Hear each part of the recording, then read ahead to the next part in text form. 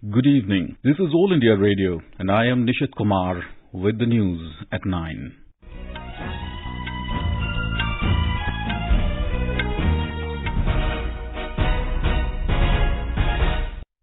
The headlines.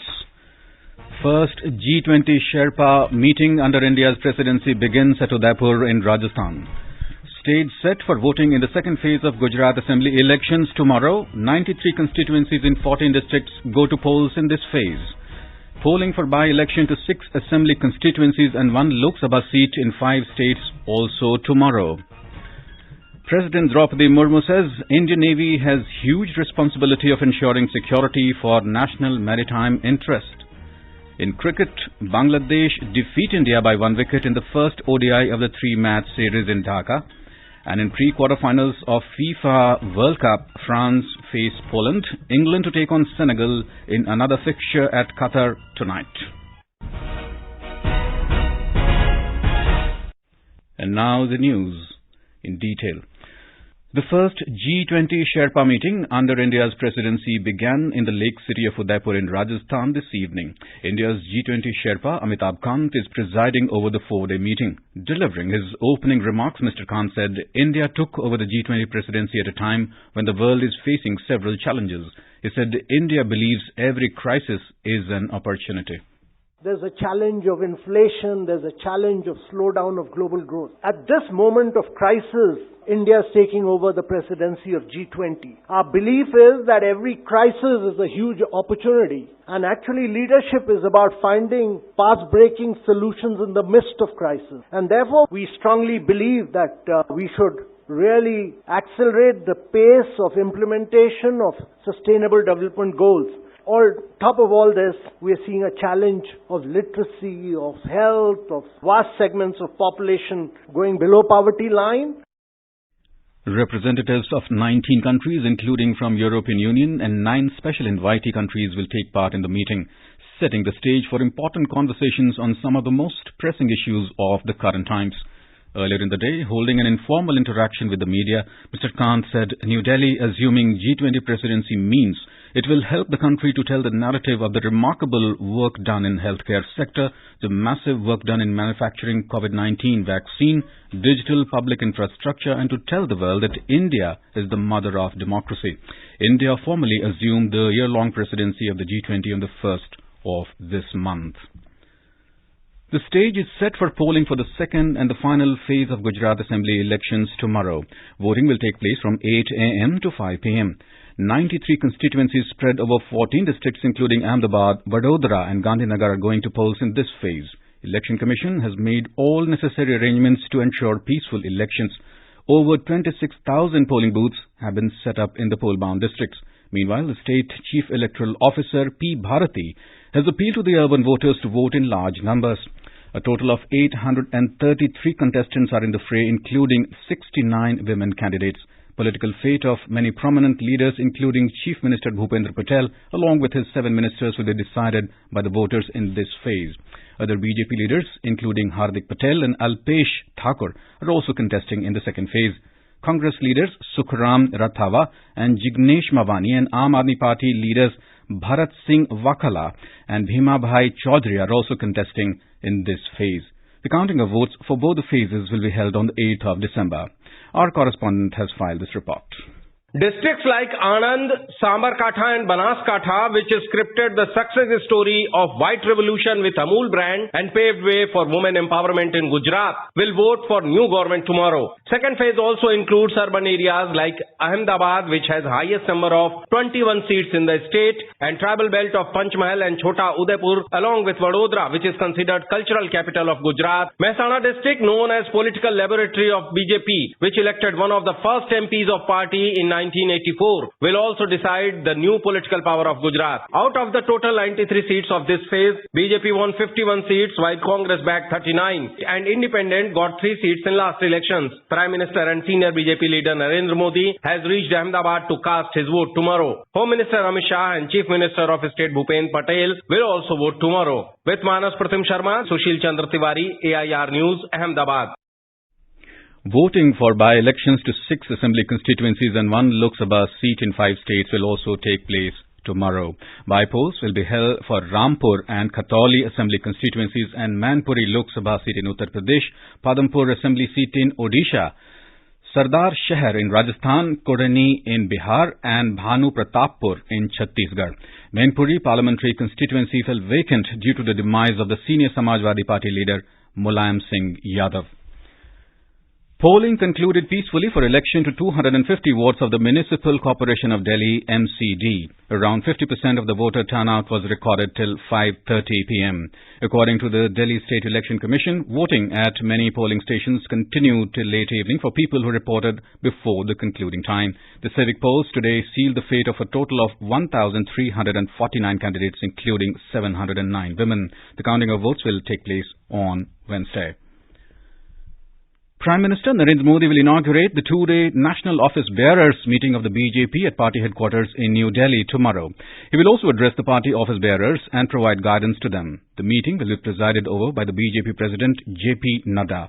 In the meeting, future strategies of the party will be discussed along with reviewing the preparations for the upcoming assembly elections in some states next year. Union Minister Anurag Singh Thakur today said that the centre's startup scheme has benefited the youth very much. Speaking at the convocation ceremony of Om Sterling Global University at Hisar, Mr. Thakur said, now 110 startups in the country have got the status of unicorn. Mr. Thakur distributed degrees to students and prayed for a better future. The minister also inaugurated community radio station Bhavyavani 90.0 at the university. Mr. Thakur said youth is the growth engine of India, while India is the growth engine of the world. सही मायने में प्रधानमंत्री जी ने ठीक ही कहा है कि आप युवा ही तो भारत के ग्रोथ इंजन हैं और भारत ही दुनिया का ग्रोथ इंजन है, इसलिए आप पर बहुत सारी उम्मीदें टिकी। भारत आजादी का 75वां वर्ष मना रहा है and we need brain gain to make India a fully developed nation by 2047 और विकसित भारत बनाने के लिए शिक्षा की अपार संभावनाएं होनी चाहिए, अवसर होने चाहिए और शिक्षा और संस्कार के माध्यम से आप युवाओं के माध्यम से ही हम विकसित भारत 2047 में बनाएं। This is All India Radio giving you the news. For quick news updates around the clock, follow us on our Twitter handle at AIR News Alerts. Welcome back. President Draupadi Murmu today said Indian Navy has a huge responsibility of ensuring an umbrella of security for national maritime interest. President Murmu was addressing the operational demonstration program held on the occasion of Navy Day at Visakhapatnam in Andhra Pradesh. Indian Navy has a huge responsibility of ensuring an umbrella of security for India's national maritime interest. Indian Navy remains firm in its perseverance, resolute in commitment, futuristic in capability development, and outcome-oriented in action. It is also evident from the theme of this Navy Day, combat ready, credible, cohesive and future-proof force. Indian Navy is driven by Atmanirbhar, has a sustained reach and presence across the oceans and is propelled by innovation. The President said it is a day to remember and honor our martyrs who continue to inspire every generation. She congratulated all Navy personnel on the occasion. Navy Day is celebrated to honor Indian Navy's role during the war with Pakistan in 1971 when during Operation Trident, Indian warships attacked Karachi port and successfully thwarted Pakistani operations in the western coast. Earlier in the day, President Murmu inaugurated and laid the foundation stone of several development projects. During her visit to Andhra Pradesh, the President attended several events. The President reached Vijayawada this morning on a two-day visit to the state. Union Minister Dr. Jitendra Singh will lead the Indian delegation to attend the Abu Dhabi Space Debate in United Arab Emirates, UAE, beginning tomorrow. Dr. Singh will address the opening ceremony along with the Israeli President Isaac Herzog. During the two-day international meet, the minister will also attend the ministerial plenary on the role of foreign policy in enabling space diplomacy and international cooperation. The minister is also scheduled to hold delegation-level talks with UAE Minister of State for Advanced Technology and chairperson of the UAE Space Agency, Sara Al Amiri, to discuss ways and means for further strengthening bilateral space cooperation. Union Finance Minister Nirmala Sitharaman will inaugurate the two-day-long 65th Foundation Day celebrations of the Directorate of Revenue Intelligence in New Delhi tomorrow. She will also launch the current edition of Smuggling in India Report 2021-22 on the occasion. Commerce and Industry Minister Piyush Goyal will attend the Millets Smart Nutritive Food Conclave as chief guest in New Delhi tomorrow. The conclave is a pre-launch event of the International Year of Millets 2023, organized with an objective to promote the export of millets. At the first of its kind Millets Conclave, the government will release e-catalogue on 30 potential importing countries and 21 millet-producing states of India. In our bilingual live phone-in program Public Speak tomorrow, we'll bring you a live discussion on importance of millets and millets promotion initiatives. We'll have in our studio experts Dr. D.K. Yadav, Additional Director General Seed, Indian Council of Agricultural Research, and R.P. Singh, Additional Commissioner, Crops, Ministry of Agriculture and Farmers Welfare. Listeners can ask questions from 9:30 p.m. onwards on Monday on telephone numbers 011-2371-7106 and 011-233-14444. You can also post your queries on our Twitter handle at AIR News Alerts by hashtag AskAIR. Iran has said that the country's morality police, which enforces the Islamic dress code, is being disbanded. The country witnessed months of protests over the custodial death of a young woman who was detained by the morality police for allegedly breaking the dress code. Attorney General Mohammad Jafar Montazeri said morality police have nothing to do with the judiciary and have been abolished.